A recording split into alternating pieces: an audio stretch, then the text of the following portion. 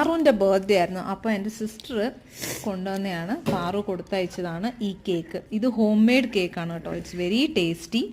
And then mummy ദാ ചേമ്പ് കൊടുത്തു വിട്ടിട്ടുണ്ട്. വാവ്, നല്ല ചൂട് ചൂട് ചേമ്പ് നമുക്ക് കഴിച്ചാലോ കുഞ്ഞാ. ചട്നിയും ഉണ്ട് ഇതിനകത്ത്.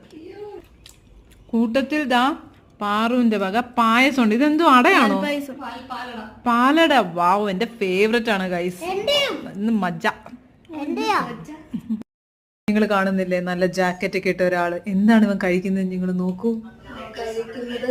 ചേമ്പും ചമ്മന്തിയാണ് ഗൈസ്. നാടനാണോ? ഇതാണോ നാടൻ കോഴി?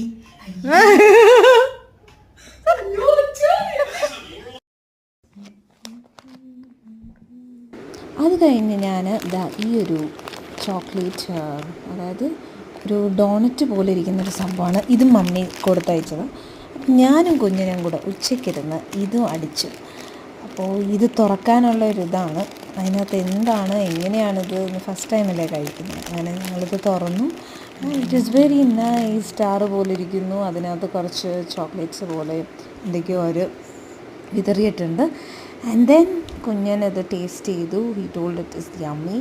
അപ്പം അവനത് ടേസ്റ്റ് ചെയ്തപ്പോൾ എനിക്ക് സത്യം പറഞ്ഞാൽ ഭയങ്കര കൊതിയായിരുന്നു. അപ്പം ഞാനും അത് പകുതിയാക്കിയിട്ട് നമുക്ക് ഷെയറിങ് ഇസ് കെയറിങ് അല്ലേ, അതിന് ഞാനും ട്രൈ ചെയ്തു guys. It is very nice. നല്ല ടേസ്റ്റ് ഉണ്ടായിരുന്നു. അപ്പോൾ please to try this. By.